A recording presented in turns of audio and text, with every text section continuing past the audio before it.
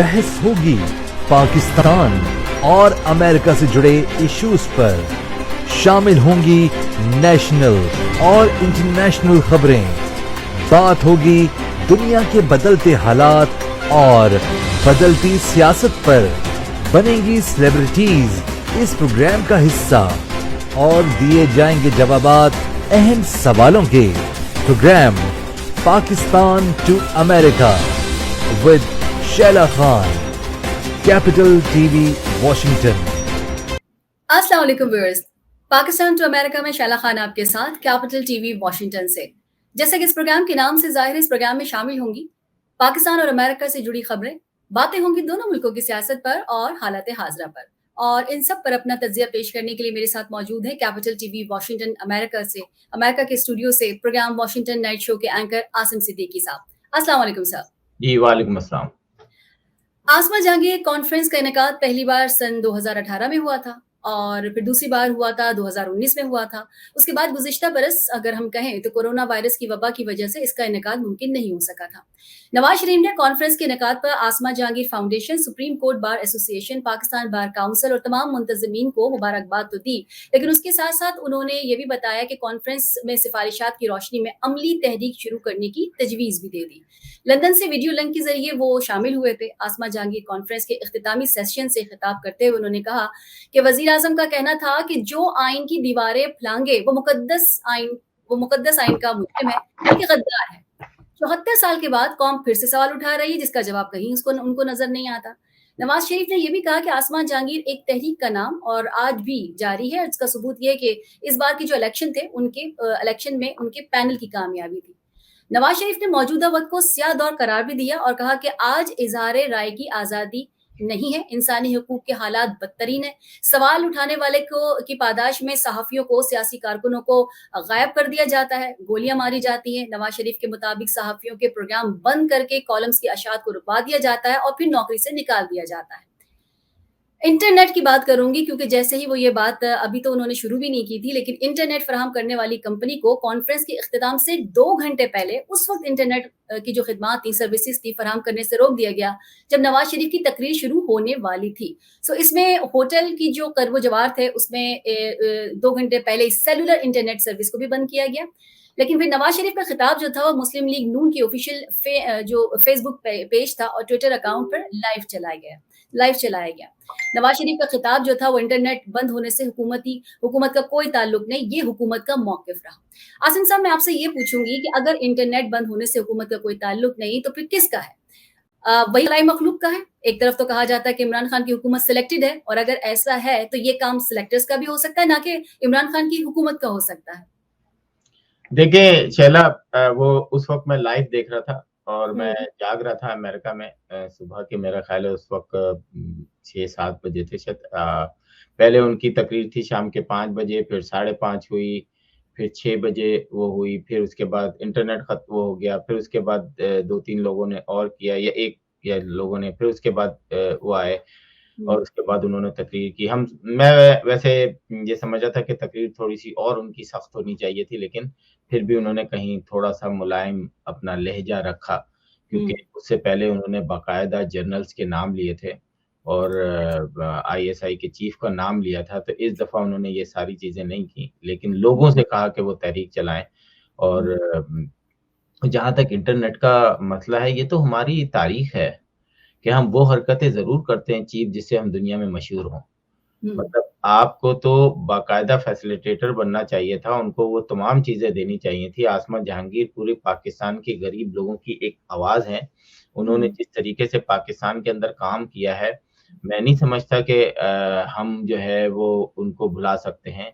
ईदी साहब जिस तरह काम करते हैं, हम उनको भुला सकते हैं। तो आसमा जहांगीर जो हैं वो तो बहुत सारे लाखों बल्कि नहीं करोड़ों लोगों की जो है एक उम्मीदें हैं। और अभी इस कॉन्फ्रेंस में जो बातें हुई हैं, जिस तरीके से पाकिस्तान का असल चेहरा दिखाया गया है कि ये सब क्यों हो रहा है, जुडिशरी को आड़े हाथों लिया गया है। वहाँ पे काफ़ी जजेस ने तकरीरें की और आपने भी सुनी होंगी कि हम तो प्रोग्राम में वो बातें करते हुए डर रहे थे जो बातें इस्लामाबाद के अंदर कि एक जर्नल मतलब हमें वो डर लगता था अपने प्रोग्राम में कहते हुए कि यार हुँ, कहीं हम ना उठ जाएँ, कहीं हम ना कर लिए जाएँ, तो हुँ, उन्होंने तो ऐसी की तैसी कर दी वहाँ पर। उनको हुँ, तो खैर कुछ नहीं हुआ, लेकिन होता तो उन्हीं का है जिनके सर पे हाथ नहीं हो। वहाँ तो हुँ, खैर लॉयर्स उनको बचा लेंगे, हम क्या करेंगे? तो पाकिस्तान का बस बदनसीबी है कि वो ऐसी हरकतें ज़रूर करते हैं जिससे उनकी हुँ, मशहूरी हो, और माज़ी में भी अगर आप इंटरनेशनली उसमें भी देखें, कोई न कोई कहीं न कहीं ऐसी, मैं ऐसे भंड कहता हूँ, वो ज़रूर हुँ, मारते हैं कि हम देख रहे हैं सारे लोग, और उस वक़्त स्पेसेस पे भी लोग लाइव कर रहे थे, बल्कि हुँ, मेरा ख़्याल है कि 777 लोग थे एक स्पेस पे जिस पे लाइव हुँ, उनकी तकरीर सुनी जा रही थी, और हुँ, वो हुँ। एकदम बंद हो गई। तो बस क्या कहें, छोड़ें। आसिम साहब, फवाद चौधरी जो है वो ये कह रहे हैं कि मैं भी इनवाइटेड था, मैं भी जाना चाहता था, लेकिन मसला ये है कि ठीक है, कोई ऐसा मसला नहीं था, आसमा जहांगीर की कॉन्फ्रेंस थी, मगर ये कि उन्होंने सबसे आखिर में जो नवाज शरीफ की स्पीच को रखा, तो वो कहते हैं कि ये तो सजा याफ्ता है, तो ये काम तो करने नहीं चाहिए, अगर इस तरह से करते हैं तो फिर तो ये अदालत की तौहीन हुई, क्योंकि कोर्ट से इनको बताया गया कि जी वाकई में ये सजा फवाद याफ्ता है। चौधरी जो हैं वो क्या चीफ जस्टिस साकिब निसार से बड़े हैं? हुँ, मतलब उनके सामने तो वो चूरन बेचने ही वाले हैं ना। मतलब हुँ, फवाद चौधरी हर जमात में रहे हैं, जिस तरह की हुँ, वो बातें करते हैं, वो सिर्फ़ चूरन बेचने वाले लगते हैं। हुँ, तो बाकी जितने लोग जो थे वो मुहिब्बे वतन नहीं थे, वो गद्दार थे। फवाद चौधरी साहब जो थे वो इतने मुहिब्बे वतन हो गए हैं कि एक अकामे पे सज़ा सुनाई गई, मतलब आपका चोरी का मुकदमा चल रहा है और आपको किसी और मुकदमे में जो है सज़ा दे दी हुँ, जाए, तो ये हुँ, तो ऐसा होता नहीं है। और ये तो हुँ, अली अहमद कुर्द साहब ने अपने प्रोग्राम में कहा, मैं उसको कोट करूँगा हुँ, कि आज भी तमाम लॉयर्स इस बात पे मुत्तफ़िक हैं कि नवाज़ शरीफ को जिस बात पे सज़ा दी गई है, वो हुँ, उस कोर्ट की रिस्पॉन्सिबिलिटी नहीं थी, क्योंकि वो केस चल रहा था अकामे उस पे, पानामा पे। तो आप हुँ। अकामे पे कैसे सज़ा दे सकते हैं? अच्छा, आसिम साहब, मैं ये भी सवाल करूँगी आपसे कि साबिक फ़ौजी सदर परवेज़ मुशर्रफ के आइन को कागज़ का टुकड़ा करार देने वाले बयान के हवाला देते हुए नवाज़ शरीफ ने ये भी कहा अपनी तकरीर में कि उनका मुहाज़बा करना चाहिए, उन पे भी ट्रायल करना चाहिए, उन्हें भी बुलाना चाहिए। आपको याद है जो ज़रदारी साहब थे, उन्होंने क्या कहा था? उन्होंने कहा था कि आइन और कवानीन जो हैं वो आसमानी सहीफ़े नहीं होते, उनको तब्दील किया जा सकता है। ये उनके साथ तो बैठ के अपोज़िशन में बैठे हुए हैं, लेकिन जो मुशर्रफ साहब हैं उनसे ये नाला रहते हैं। मेरी समझ में नहीं आई डिप्लोमैटिक क्यों हो जाते हैं नवाज़ शरीफ? देखें, नवाज़ शरीफ का ये है कि 3 दफ़ा जब एक वज़ीर-ए-आज़म आता है, उसको तीनों दफ़ा जो है किसी न किसी बहाने से निकाला हुँ, जाता है। हुँ, पहली 2 गलतियाँ तो उनकी माफ़ कर दी जाती हैं, फिर आखिरी गलती पे उनको बाहर कर दिया जाता है। तो वो हुँ, जब तक वो एस्टेब्लिशमेंट के साथ-साथ चलते रहते हैं, वो सही होते हैं, वो बड़े अच्छे रहते हैं। जहाँ हुँ, वो एस्टेब्लिशमेंट से अलग होते हैं, उन पे हुँ, मुख्तलिफ़ किस्म के इल्ज़ामात लग जाते हैं। हुँ, साकिब निसार की जो अभी वीडियो रिलीज़ हुई है, जो ऑडियो हुँ, रिलीज़ हुई है, हुँ, हुँ, और उसमें अमेरिका के में जब इसको पहले इसका फोरेंसिक किया गया, तो वो 100% सही है, वो हुँ, वीडियो। हुँ, मैं मतलब कोई पाकिस्तान का वो नहीं कर रहा, क्योंकि जब आप कोई खबर अमेरिका से रिलीज़ कर रहे हो ना, मैं अगर हुँ, आसिम सिद्दीकी एक वीडियो अमेरिका से रिलीज़ कर रहे हैं, तो हुँ, उसकी रिस्पॉन्सिबिलिटी मुझे है, मेरे पास होगी, और यहाँ पर मुझे मुकदमा भी हो सकता है, और अगर हुँ, मैंने गलत किया है, तो मुझे सज़ा भी हो सकती है। ये पाकिस्तान हुँ, नहीं है कि आप ऊपर हुँ, से प्रेशर आया और आपने छोड़ दिया। तो हुँ, ये साकिब निसार अभी फँसेंगे, और आप मुझे हुँ, बता दें, कोई भी एक ऐसा हुँ, चीफ जस्टिस है जो कि हुँ, फ़ख्रिया अंदाज़ में गलियों क कूचों में घूमता रहे और कहे हुँ। कि मैंने जो काम किया है वो सबसे अच्छा था। ना ही आपको कोई ऐसा चीफ जस्टिस मिलेगा, ना ही आपको कोई ऐसा ऐसा चीफ आसिम ऑफ साहब, जस्टिस गुलज़ार साहब ने तो कहा है ना कि भई हम किसी प्रेशर में आके काम नहीं करते और कोई अगर ये कहता है तो वो गलत कहता है। मेरे पास कोई प्रेशर नहीं है, मैंने हमेशा से प्रेशर के इंसाफ की बात जस्टिस की। गुलज़ार साहब को सिर्फ़ इतना जवाब दे सकता हूँ मैं कि हुँ, अभी सिविल एविएशन के डीजी साहब को लगाया गया है।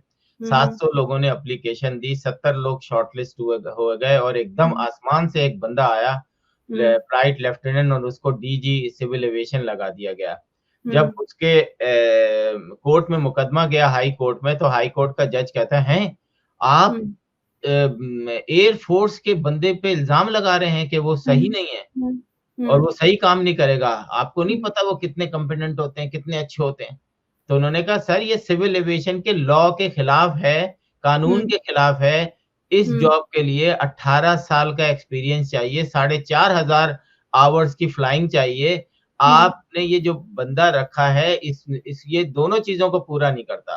तो वो कहने लगे कि नहीं जनाब, ऐसा नहीं हो सकता कि आप जो है एयर फोर्स के बंदे को जो है वो हटाएं, अभी हम वक्फे से आते हैं। और फिर गए और आते ही साथ फैसला सुनाया, डिसमिस कर दिया केस को। तो ये उनके फैसले होते हैं।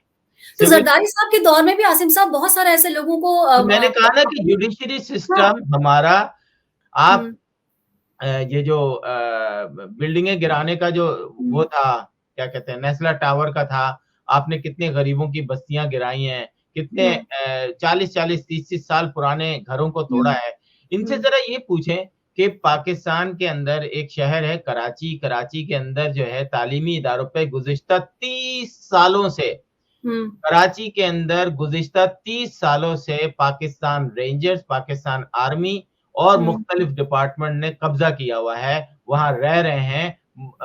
और ठीक-ठाक बड़ी जगहों पे कराची यूनिवर्सिटी ले लें और जामा मिलिया ले लें और दूसरे कॉलेजेस ले लें। क्या इन चीफ जस्टिसों को शर्म आती है कि उस पे भी सो मोटो नोटिस लें कि तुम इन तालीमी इदारों में 30-40 साल से क्या कर रहे हो? तुमने इधर बिस्तर से लेकर फैक्ट्रियां तक लगाई हुई हैं। कोई नहीं पूछ सकता, क्योंकि ये लोग पाकिस्तान पे कब्जे माफिया, जमीन माफिया, लैंड माफिया हर तरह से काबिज हैं। और जजेस वो जजेस हैं जो इनके अंडर में, इनके प्रेशर में आके जो है वो फैसले करते हैं, क्योंकि जजेस की वीडियो बनी हुई है, जजेस की वीडियो बनी हुई है। आसिम साहब मैं ये भी पूछूंगी, नवाज शरीफ ने पूछा है, उसी लोगों से पूछा कि क्या अदलिया ने मार्शल को कानूनी करार नहीं दिया? क्या कभी अदलिया ने तोड़े जाने वाली असेंबलियों को बहाल किया? क्या अदलिया ने आमरों को आइन में तब्दीली की इजाजत नहीं दी है? मैं ये पूछना चाहूंगी, इतने आप खिलाफ हैं तो चौधरी इफ्तिखार को बहाल करने की तहरीक किसने चलाई थी? आपने उसको इतना स्ट्रॉन्ग कर दिया कि अब कोई वकील, आम सा वकील भी बगैर मारे, बगैर थप्पड़ किसी दूसरे को मारे बात नहीं करता। क्या ये सही था? देखिए, हम लोग जो है ना, आइन मतलब हर तरह से मतलब यूं समझ लें कि जो चीफ जस्टिस है ना, वो एक ऐसा इदारा है जिसे मतलब सुप्रीम कोर्ट जो है वो एक ऐसा इदारा है कि जो पार्लियामेंट से निकले हुए फैसलों को भी कैंसिल कर सकते हैं। लेकिन जो वो इदारा जो है वो हैक हुआ है, उस पे कहीं ना कहीं से कंट्रोल हुआ है। आपने देखा इफ्तिखार चौधरी के उसमें भी एक मुहिम निकली, लेकिन एक फोन पे वो वापस भी चले गए। ये भी तो हुआ था ना, वो फोन कहाँ से आया था, वो बीच में कट ऑफ कैसे हुआ? तो हमारे इस वक्त पाकिस्तान के अंदर, रियासत के अंदर रियासत चल रही है। आज जिस आपने अगर पूरा वो देखें, ये इनकी कॉन्फ्रेंस देखें, तो आपको लगेगा कि पाकिस्तान के अंदर कहीं गड़बड़ है, कुछ तो है। तो हमारी जुडिशरी तो उस तरह बिल्कुल काम नहीं कर रही। तकरीबन 2 मिलियन से ज्यादा आपके पास केसेस पड़े हुए हैं, आप उधर सॉल्व नहीं कर रहे। ये साकिब निसार तो इतना बड़ा नासूर है, मैं आपको बताऊं कि मैं अभी एक जगह किसी साहब के साथ बैठा था, तो उसने कहा कि यार एयरपोर्ट से वो गुजरे, उन्होंने कहा कि ये दुकानें यहाँ क्यों हैं, इसको खत्म करके ये रास्ता इधर से खाली करें। और वो दुकानें दोबारा तोड़ी गई, दोबारा उधर हुआ। ये तुम्हारा डोमेन है। हॉस्पिटल में तुम जाके कहते हो ये क्यों हो रहा है, ये तुम्हारा डोमेन है। मतलब ये वो नासूर था। और ये इससे पहले भी जो भी चीफ जस्टिस आए, सो मोटो ले लेके उन्होंने बेड़ा गर्क किया मुल्क का। मुल्क के जो कॉन्ट्रैक्ट थे, जो इंटरनेशनल कॉन्ट्रैक्ट थे, उन सब का बेड़ा गर्क किया है। तो मैं इस बात पे अब ये है कि आप जो है वो अब 2 लोग हैं पाकिस्तान के अंदर, और तीसरे नंबर पर फिर सियासतदान आते हैं जिन्होंने पाकिस्तान को इस नहज पे पहुंचाया है। सबसे पहले आपका जो है वो जुडिशरी है, उसके बाद जो है आपका पाकिस्तान के जो लॉ एनफोर्समेंट के लोग, एस्टेब्लिशमेंट के लोग हैं वो हैं, एक जनरल जो बात कर रहे थे, ये लोग हैं। उसके बाद फिर आके सियासतदान आते हैं। तो आप जी सही। अब मैं बात करूंगी, जो आप वीडियो की बात कर रहे थे, गिलगित बल्तिस्तान के साबिक जज राना शमीम के साबिक चीफ जस्टिस साकिब निसार के खिलाफ बयान हल्फी की चंद रोज बाद ही इतवार की शब हुआ ये कि सोशल मीडिया पे साबिक चीफ जस्टिस की मुबैना ऑडियो भी सामने आई, जिसमें बजाय साकिब निसार किसी शख्स से फ़ोन पे बात कर रहे थे। आपने भी सुनी होगी कि नवाज़ शरीफ और उनकी साहबजादी को सज़ा देनी है, क्योंकि उनको हिदायत की गई है कि खान साहब को लाना है। अच्छा, इस ऑडियो को लाने के बाद साबिक चीफ जस्टिस के खिलाफ ट्विटर पर पाकिस्तान में मुखालिफ ट्रेंड भी चलना शुरू हुआ और इससे पहले भी 8 और 9 नवंबर की अगर मैं बात करूँ, तो उसमें भी अदलिया मुखालिफ ट्रेंड चलाए गए थे। अच्छा, मैं ये बात करना चाहूँगी कि पाकिस्तान की सियासत में ये सभी को मालूम है कि हेलीकॉप्टर से तस्वीर भी फेंकवाई गई थी। अपने मुखालिफिन के खिलाफ हर तरह की मुख्तलिफ कैंपेन भी चलाई गई। हर वो हथकंडा इस्तेमाल किया गया, खवातीन का इस्तेमाल किया गया, अदलिया को खरीदा गया। अच्छा, अगर वहाँ की सियासत आपको पता है, हॉर्स ट्रेडिंग भी पता है, उम्मीदवारों को खरीदना भी और बेचना भी पता है, पुलिस को इस्तेमाल किया जाता है, ये सब वतीरे रहे। लेकिन एक जमात जिसके बारे में सब कहते हैं कि पाकिस्तान की सियासत में एक लंबे अरसे से हुकूमत कर रही है और उसके कायदीन ने एक नया काम भी शुरू किया है। वो है ऑडियो लीक, वीडियो बनाना और उन्हें सोशल मीडिया पे चिलवाकर अवाम के अंदर अपने आप को सुरखरू करने की नाकाम कोशिश करना। हालाँकि सिर्फ 24 घंटे में पकड़ी जाती है। अब आप कह रहे हैं कि नहीं, वो ऐसा नहीं है। असल में वो एक आम बंदा है और वो है समा का। उसने कहा कि मैंने ये देखा, दोनों वीडियो बनाई और कल से वो टेलीविज़न पे चल रही हैं। दोनों ऑडियो को मिलाकर वो एक ऑडियो बनाई गई। 2 वीडियो को मिलाया गया और 1 ऑडियो को बनाया गया। मेरा सवाल सिर्फ आपसे ये है कि चलिए इसको भी छोड़ दीजिए, बाकी 2 एक जो आ रही हैं उनको, फिर आगे की मैं बात कर लेती हूँ। ये सिलसिला कहीं रुकता हुआ आपको नज़र आ रहा है? देखिए, कहीं रुकता हुआ नज़र आता है आपको? अहमद नूरानी ने इसको ब्रेक किया था और हुँ, उसने वो ऑडियो जो है वो अमेरिका के किसी इदारे से फोरेंसिक करवा के और उसके बाद वो किया था। हुँ, इसमें समा का कोई वो नहीं है। समा ने हुँ, जो भी किया वो अपने लाज़िम बात है, एक चीज़ उसके पास आ गई थी, उसने हुँ, वही किया जो अहमद नूरानी ने किया। अहमद नूरानी हुँ, ने क्या किया था कि पाकिस्तान रेडियो की जो वेबसाइट थी, वहाँ हुँ, से साकिब निसार के कुछ शॉट्स उठाए थे, जो कि हुँ, ऑडियो शॉट्स थे और ठीक है। उनको दे के उस कंपनी को कहा था कि आप हमें बताएँ कि ये आवाज़ से मैच करती है कि नहीं करती, तो 100% मैच करती थी। हुँ, तो इसमें कोई पाकिस्तान का वो नहीं है। पाकिस्तान के अंदर तो अगर आप शाम को शराब पकड़ें तो वो सुबह जो है टेस्ट के बाद वो शहद बन जाता है। पाकिस्तान तो अब किसी पे भी ट्रस्ट के काबिल नहीं है, किसी भी चीज़ के ट्रस्ट के काबिल नहीं है। वहाँ पे जिस तरह के हुँ, माशाल्लाह हमारे जजेस और हमारी जुडिशरी और हमारी लॉ हुँ, एनफोर्समेंट और काम कर रही है। वो एक हुँ, छोटी-सी एक आज मैं वीडियो देख रहा था, उसने कहा चालान किस चीज़ का? वो हुँ, कहने लगा मैं आग लगा दूँगा अपने रक्षे को, उसने कहा लगा दो, उसने पेट्रोल निकाला अपने रक्षे को आग हुँ, लगा दिया। ठीक। तो ये पुलिस कर रही है। मतलब हुँ, नीचे से लेकर ऊपर तक जो लोग हमारे चौकीदार हैं, जिनको हम हुँ, पे करते हैं, वो हम पे हर तरीके से हुक्मरानी कर रहे हैं। अब हुँ, आप ये चीज़ें अब रुकेंगी नहीं। हुँ, आपने कल के उसमें सुना कि पंजाब, पंजाब, हुँ, पंजाब, पंजाब, पंजाब, पंजाब। अगर हुँ, पंजाब जो है वो इनसे निजात दिला सकता है क्योंकि पंजाब को सब माफ़ी है। पंजाब हुँ, के वहाँ पे जब जुलूस को वो करना पड़ता है तो फ़ौज कहती है नहीं जी हम आम आदमी पे गोली नहीं चला सकते। हुँ, लेकिन वही गोली जो है वो कराची पे नर्सों पे जो है वो किस तरीके से उनका हुजूम, डॉक्टरों पे किस तरह तशद्दुद किया जाता है। इवन हुँ, बलूचिस्तान में कॉलेज के बच्चों पे किस तरह तशद्दुद किया जाता है। लेकिन हुँ, पंजाब में कुछ नहीं होना चाहिए। पंजाब का आदमी जो है ना बड़ा वो है। आज पंजाबियों ने ये फ़ील किया है कि हुँ, पाकिस्तान के इस नहज पे पहुँचाने के लिए हमें इस्तेमाल किया गया है। आज हुँ, पंजाब के दानिशवरों ने ये बात फ़ील की है कि आज हुँ, पाकिस्तान को इस नहज पे आने के लिए हमें यूज़ किया है। आज पंजाब के जर्नलिस्टों ने ये बात हुँ, फ़ील की है कि आज पाकिस्तान इस नहज पे जो है वो हमें आगे करके किया गया है। आसमा हुँ, जहांगीर की जो कोशिशें थी उन्होंने कहा था ना, ये उनके हुँ, अल्फाज़ से कि फौजी सियासी डफ़र होते हैं। हुँ, ये उनके आसमा जहांगीर के अल्फाज़ से फौजी सियासी डफ़र होते हैं। तो ये हुँ, होते हैं। आप देख लें कि आज पाकिस्तान कहाँ पर है। भाई आप अपने डोमेन में जाएँ, आप वहाँ पे बैठ के काम करें।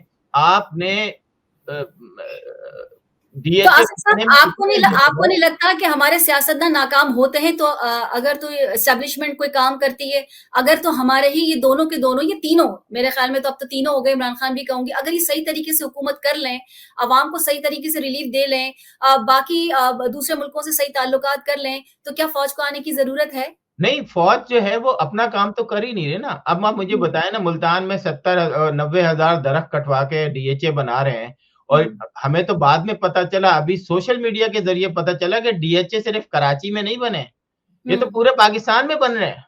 फैक्ट्रीज जो हैं, जो इनकी बिजनेसेस हैं, ये तो पूरे पाकिस्तान में माफिया बने हुए हैं। ये तो हमें अब पता चल रहा है। तो आप अपने डोमेन में रहें। शादी हॉल बंद किसके किए? सिविल एविएशन के। वो क्या था? आप वहां पर एयरपोर्ट के सामने 4-4 मंजिला इमारतें कैसे खड़ी हो गई? हमें जजेस से ये प्रॉब्लम है कि वो इमारतें तो गिराने का ऑर्डर कर देते हैं, लेकिन इसकी जो इजाजत दी है वो किसने दी है? उनको नहीं पाबंद करते, उनको सजा नहीं सुनाते, क्योंकि उनका ताल्लुक कहीं बड़े सियासतदान से मिलता है या फिर कहीं हमारे जीएचक्यू में जाके उसका वो हिट होता है। वहां पे इनकी बोलती बंद हो जाती है, क्योंकि इनकी वीडियो बनी हुई है। ये सारे फहाशी के नंबर 1 है, इन सब की वीडियो बनाई हुई है उन्होंने। अच्छा, आपने बिल्डिंग की बात की है, तो मैं नस्ला टावर की तरफ भी आ जाती हूँ। उसको मिस्मार करने का, उसको तोड़ने का काम शुरू होने वाला ही था, बल्कि हुआ ही था कि उसे रोक दिया गया। कमिश्नर कराची की हिदायत पर सिंध बिल्डिंग कंट्रोल अथॉरिटी का डिमोलिशन जो स्क्वाड था, उसे रात मजदूर गए थे वहां पर नस्ला टावर को तोड़ने के लिए। पार्किंग फ्लोर्स के बाद बालाई मंजिल के फ्लैट्स की दीवारें तोड़ना शुरू की थी। तो इस मौके पर जिला शर्की के डायरेक्टर भी मौजूद थे वहां पर, डिप्टी कमिश्नर जो थे वो भी आ गए थे, और आसिफ जान थे। वो उनका कहना था कि नस्ला टावर को आम तरीके से तोड़ना शुरू किया गया। इब्तिदाई तौर पर तो दरवाजे तोड़े जाते हैं, खिड़कियां तोड़ी जाती हैं, तो आम तौर पर इसे तोड़ना जिस तरह से वो होता है उस तरह से तोड़ा जाए। इमारत तोड़ने के लिए भी टेंडर जो है उसका फैसला भी नहीं हुआ, तो जब तक फैसला नहीं होता तो इसे अभी फिलहाल तो रोक दिया जाए। क्या वाकई ऐसा कुछ है, या नस्ला टावर को जिस तरह से पहले कहा जा रहा था, सिंध गवर्नमेंट ने कहा था कि इसको हम तहफ़्फ़ुज़ देंगे, तो क्या वाकई तहफ़्फ़ुज़ दिया जा रहा है? देखें, ये जो हमारे यहाँ बिल्डिंग्स बनती हैं ना, और वो जब बिकती हैं, जो आपने और भी बहुत सारे बिल्डर्स देखे होंगे, वहां पे ये रिटायर आर्मी के लोग रखते हैं, जो ये सारा सिस्टम ऑर्गेनाइज तरीके से चलाते हैं कि आपकी जो अपार्टमेंट है वो समझ लें 2 करोड़ का है। ठीक है। तो आपने दिए, जब पेपर्स आपके पास आए तो उस पे लिखा हुआ है 50 लाख। अच्छा। आपने 1.5 लाख कैश दे दिए, और उसके बाद बाकी जो है वो ऑन द रिकॉर्ड 50 लाख और दे दिए। 2 करोड़ आपने दे दिया, आपके पास रसीद मिल गई आपको।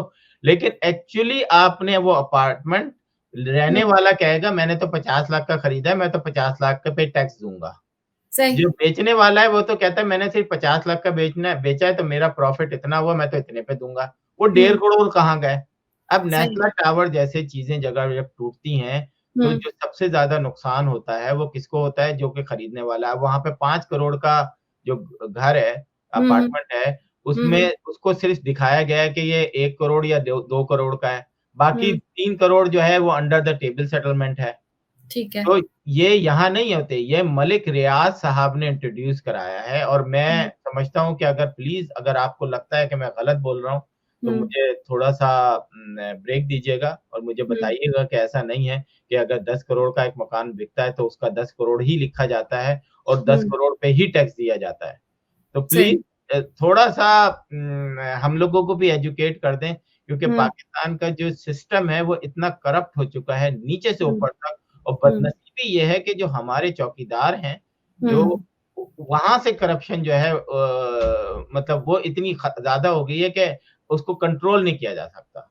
कमिश्नर साहब तो कह चुके हैं ना चीफ जस्टिस से कि अगर आप तेजाब से भी धोएंगे तो ये माफिया का ये जो दाग है, ये जो माफिया है, ये खत्म नहीं होने वाले। तेजाब से भी अगर धोएंगे इस जगह को। शैला, मैं आपसे कह रहा हूँ ना कि सिंपल पाकिस्तान मैं बल्कि गुजारिश कर देता हूँ, पाकिस्तान आर्मी के जो हमारे आर्मी चीफ हैं और chief justice Pakistan supreme court है, उनसे सिर्फ एक सवाल करता हूँ कि कराची के अंदर जो पाकिस्तानी आर्मी और पाकिस्तानी रेंजर्स ने कब्जे किए हुए हैं स्कूलों पर गुज़िश्ता 30 साल से, उस पे सो मोटो ले। अगर हिम्मत है, अगर शर्म है, अगर हया है, अगर आप समझते हैं कि ये बात सही है कि 30 साल से ये सारे लोग इन तालीमी इदारों में क्या कर रहे हैं, उन प्रोफेसर्स के घरों पे कब्जे क्यों किए हुए हैं, उन टीचरों के कब्जे क्यों किए हुए हैं जो कि उनकी मलकियत है। जामा मिलिया जो मलीर में स्कूल का पूरा एक नेटवर्क था, उस पे किसका कब्जा है? चीफ जस्टिस साहब, आपसे गुजारिश है, जरा खोलें, आपकी वीडियो आ जाएगी। वो हमें पता है आप नहीं कर सकते, माजरत, लेकिन अगर आप कर देंगे तो हम आपको सैल्यूट करेंगे। अच्छा आसिम साहब, मतलब अच्छी चीज़ है, लेकिन जब पाकिस्तान के ऐसे हालात हों तो मुझे कुछ अजीब लगता है। वज़ीर-ए-आज़म इमरान खान ने पाकिस्तान की तरफ से अफ़गानिस्तान के लिए इंसानी हमदर्दी की बुनियाद पर 5 अरब रुपए की इमदादी पैकेज की मंज़ूरी दे दी है। मुझे ये बताइए कि अब सवाल ज़रा मुख्तसर कर देती हूँ, वैसे तो ख़ासी डिटेल के साथ मैं चाह रही थी आपसे बात करना, वक़्त बड़ा कम है।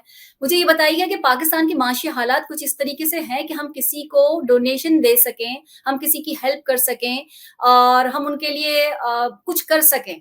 क्या हमारे ऐसे हालात हैं? जबकि आपने देखा कि गुर्बत यहाँ पर है, महँगाई पाकिस्तान में है, पेट्रोल यहाँ पे बढ़ रहा है, तो आपको लगता है ऐसा कि करना चाहिए था? जी, पाकिस्तान में सिर्फ़ ये 5 अरब नहीं, हमने माज़ी में देखा है कि हमने जो है अपने बच्चे भी इनको दिए हैं लड़ाई पे जहाद के लिए। ये हुँ, 5 अरब तो कुछ नहीं है। अफ़गानिस्तान के लिए तो पाकिस्तान ने बहुत कुछ किया है हुँ, और इतनी जानें ली हैं, इतने घरों के बच्चों को जहाद के नाम पे उल्लू बनाया है और वो हुँ, वहाँ पे जाके जहाद कर रहे होते हैं और हुँ, मुझे बड़े अफ़सोस के साथ कहना पड़ता है, ये 5 अरब अभी नहीं, इससे पहले भी बहुत सारी चीज़ें हैं और सैकड़ों ऐसे ट्रक हैं, जो कि हुँ, बगैर वीज़े, पासपोर्ट के अनाज लेके गए थे कि जब आप जैसे ही ये ट्रांसफ़र हुआ था अमेरिकन जब वहाँ से निकले थे, तो हुँ, पाकिस्तान से बहुत बड़ी तादाद में जो है वो हेल्प के लिए ट्रक वग़ैरह गए थे, जिस पे झंडे लगे हुए थे। वहाँ पे हुँ, शुरू में पाकिस्तान के झंडे भी अफ़गानियों ने निकाले थे। तो हुँ, ये हमारी बदकिस्मती है कि हुँ, अफ़गानिस्तान और कश्मीर पे जितने बच्चे हमने गँवाए हैं, जितने हुँ, घरों के बच्चे उजड़े हैं, हुँ, वो हुँ, मरे हैं, वो हुँ, ये 5 अरब, 10 अरब, 20 अरब तो उसके मुकाबले में कुछ भी नहीं है। और अब हुँ, आने वाली ज़िंदगी में आप एक और तब्दीली देखेंगे हुँ, तहरीक-ए-लब्बैक के लोगों को। जब आप तहरीक-ए-लब्बैक जो कि किसने बनाई है, सबको पता है और आज हुँ, कौन एन्जॉय कर रहा है उसको, वो भी सबको पता है। हुँ, एक वक़्त में हमारे एक मिनिस्टर साहब हैं, वो कहते हैं कि ये इंडियन एजेंट हैं, इनको हुँ, इंडिया से पैसे मिलते हैं और हुँ, फिर हुँ, उन्हीं इंडियंस के साथ मिलके आप बात करते हैं, पार्लियामेंट में बाकायदा उनको इलेक्शन लड़ने की इजाज़त दी है, यानी बगैरती, बेहिसी, बेशर्मी की जो टॉप लेवल है ना, उस पे हुँ, हमारे मिनिस्टर चले जाते हैं और मुझे शर्मिंदगी होती है कि यार ये कौन से बदतरीन लोग हमारी सफ़ों में बैठ गए हैं, ये हुँ, ना ये देखते हैं, ना ये सोचते हैं कि किसको सपोर्ट करना चाहिए, किसको नहीं हुँ, सपोर्ट करना चाहिए। पहले हुँ, आपने तहरीक तालिबान को एन्जॉय किया है 20 साल। हुँ, अ, हुँ, हमारे ही अस्करी इदारों ने तहरीक-ए-तालिबान बनाई है, सबको पता है हुँ, तालिबान किसने बनाए हैं। अब हुँ, तहरीक-ए-लब्बैक भी इन्होंने बनाए हैं, हज़ार-हज़ार के लिफ़ाफ़े भी इन्होंने दिए थे। अब आप एन्जॉय करें, नेक्स्ट अपनी 20 जनरेशन 20 साल जो है, वो हुँ, तहरीक-ए-लब्बैक को इस्तेमाल करें। कभी हुँ, आप देवबंदों के साथ आ जाते हैं, कभी आप हुँ, बरेलवियों के साथ आ जाते हैं। हुँ। मतलब आप पाकिस्तान के साथ करना क्या चाहते हैं यार? एक ही दफ़ा बता दें कब पाकिस्तान के हालात क्यों, मैं आपको सिंध के हालात बता देती हूँ। ज़ू चिड़ियाघर में खुराक देने वाले ठेकेदारों ने 22 नवंबर से खुराक देना बंद कर दी है। ठेकेदार कहते हैं कि ज़ू पर नोटिस हमने चस्पा कर दिया है कि अब जानवरों के लिए खुराक देने के लिए ज़िम्मेदारी हमारी नहीं है। हमें पैसे जो है रिकवर ही नहीं हुए, तो अब ये केएमसी ही करेगी। हालात तो ये है कि आप जानवरों तक को अफ़ोर्ड नहीं कर पा रहे हैं। जाते-जाते आसिम साहब, एक आखिर का सवाल मैं ज़रूर करूँगी। मैं मोदी आपके सरकार ने सवाल से पहले जो है मैं सिंध का हाल बता दूँ कि अच्छा। सिंध जो है वो हुँ, गुज़िश्ता कई दहाइयों से जो है ऐसे लोगों के हुँ, हाथों में है, हुँ, जो कि सिंध के लिए कुछ नहीं कर रहे, सिर्फ़ हुँ, तकरीरें कर रहे हैं। हुँ, अपने घर के अंदर बड़े-बड़े फंक्शन करते हैं। वज़ीर हुँ, आला साहब जो हैं, ना उनके बाप सही थे सिंध के हुँ, लिए, ना बेटा सही था, ना हुँ, बेटा सही है। हुँ, जो हशर इन्होंने सिंध का किया है, वो आप सिंध की आवाम से जाके पूछ लें। आज हुँ, वहाँ पे किस किस्म की ज़िंदगी गुज़ारी जा रही है। सिंध हुँ, जो है कराची पाकिस्तान का सबसे बड़ा शहर है और सिंध के हुँ, अंदर है, लेकिन उस शहर के साथ क्या हो रहा है। ये मैंने कहा ना कि हमने वो बेगैरती, बेशर्मी, बेहयाई के तमाम रिकॉर्ड हर जगह तोड़ने हैं और सिंध हुँ, गवर्नमेंट उसमें से नंबर 1 है इस वक़्त पाकिस्तान के अंदर, जिन्होंने हुँ, अपने शहरियों को इंसाफ के नाम पे, खुराक के नाम पे हुँ। रोडों के नाम पे, गटर के उस पर सिर्फ़ चूरन बेचा है और इसके अलावा कुछ भी नहीं किया। ठीक जी, है। अब सवाल।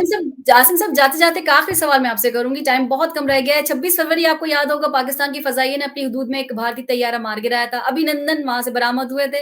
मोदी सरकार ने दावा किया है कि अभिनंदन ने एक पाकिस्तानी F-16 तैयारे को निशाना बनाया था और उसके बाद पाकिस्तान की 16 की गिनती उन्होंने कहा था, जो बाहर के जो आए हुए थे, जो इंटरनेशनल मीडिया था, उन्होंने कहा कि जी यहाँ की गिनती पूरी है। सो ऐसा कोई उन्होंने जो दावा किया था इंडिया ने, वो ऐसा है ही नहीं। लेकिन इस सफेद झूठ के बाद अब मोदी सरकार ने भारतीय अवाम के दबाव और तनकीद का भी सामना किया और खफगी को मिटाने के लिए अभिनंदन को मुल्क का तीसरा बड़ा अवार्ड दे दिया है, वीर चक्रा।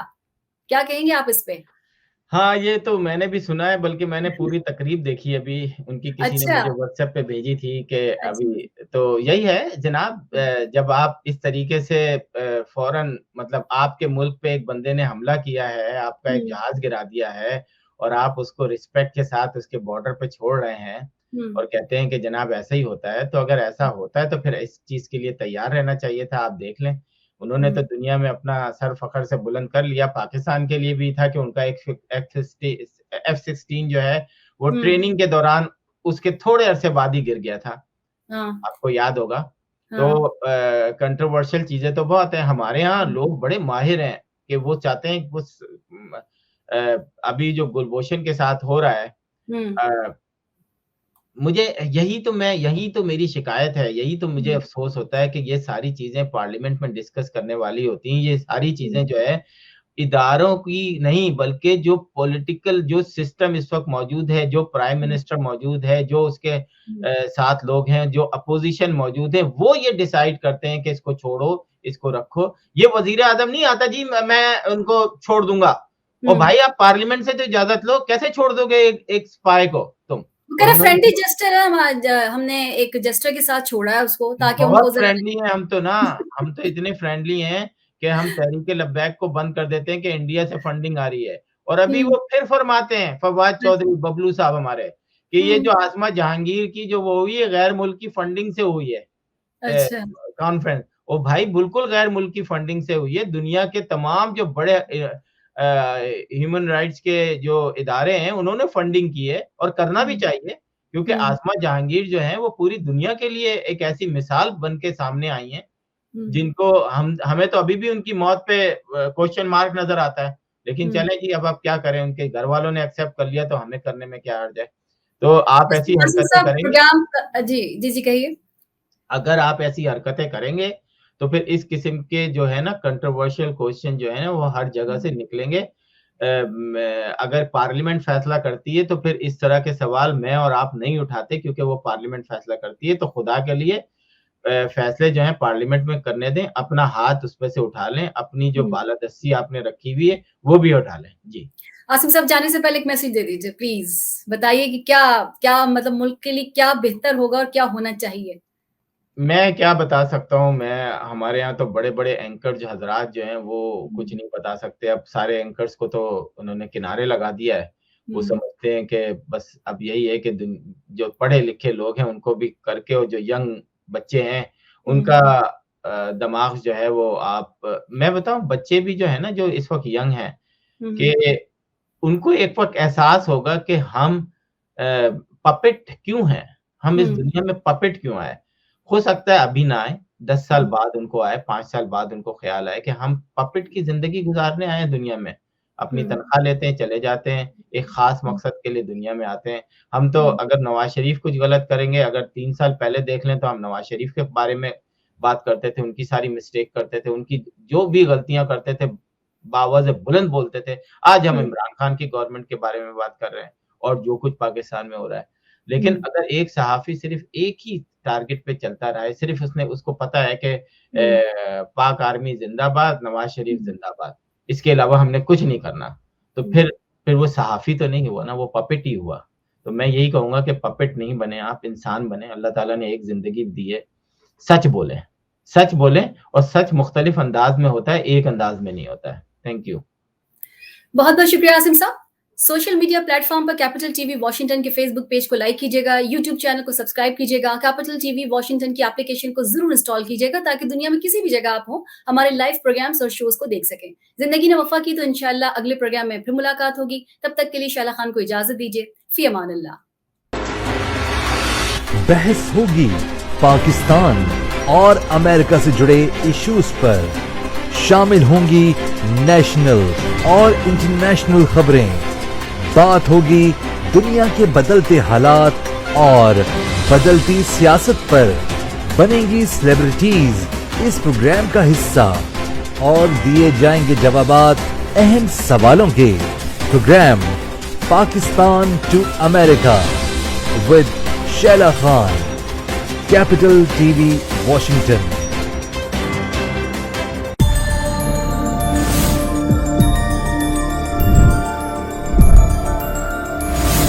You are watching Capital TV Washington, the best South Asian TV channel in North America.